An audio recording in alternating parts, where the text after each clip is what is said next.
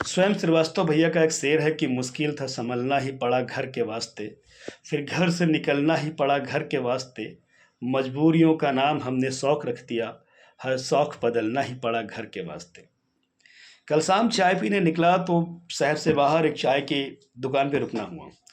एक 20-22 साल का बच्चा जो चाय बेच रहा था, मैंने कहा छोटू चाय पिलाओगे क्या? उसने कहा भैया क्यों नहीं, बिल्कुल पिलाऊंगा। पेशे से अध्यापक हो तो बातचीत का सिलसिला जारी हुआ। पता चला कि वो सुल्तानपुर जनपद का निवासी है। मैंने कहा यहाँ कैसे? उसने कहा भैया पढ़ाई के सिलसिले में अपना शहर छोड़ा था, अब यहाँ पर अपने खर्चे निकालने के लिए थोड़ी देर को ये काम कर लिया करता हूँ। मैंने कहा पढ़ाई क्या की है? बोला भैया 3 साल पहले इंटर हुआ है, ग्रेजुएशन के लास्ट ईयर में हूँ। मैंने कहा आगे क्या? मैंने कहा भैया कुछ खास नहीं, पिताजी ने कभी कहा था कि अगर हो सके तो कोई अफसर बन जाना, तो अफसर ही बनने की कोशिश कर रहा हूँ। मैंने कहा ऐसे? उसने कहा भैया आप चाय की टपरी के उस पार से इस पार आइए।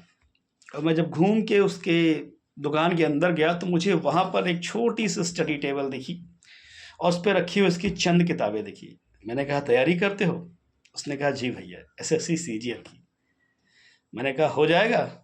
उसने कहा होना ही पड़ेगा। मैं यकीन के साथ कह रहा हूँ कि उस लड़के की नज़रों में जो आत्मविश्वास था ना, वही उससे कमाल करवाएगा। किसी रोज़ किसी अखबार की हेडलाइन में उस बच्चे का नाम आएगा। मैंने उसके हौसले को सलाम किया, तमाम दुआएं उसको दी और मैंने कहा कि बच्चे रुकना मत।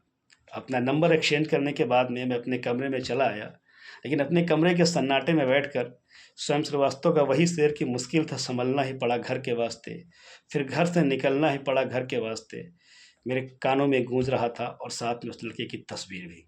कलम प्रवीण देहाती लड़का।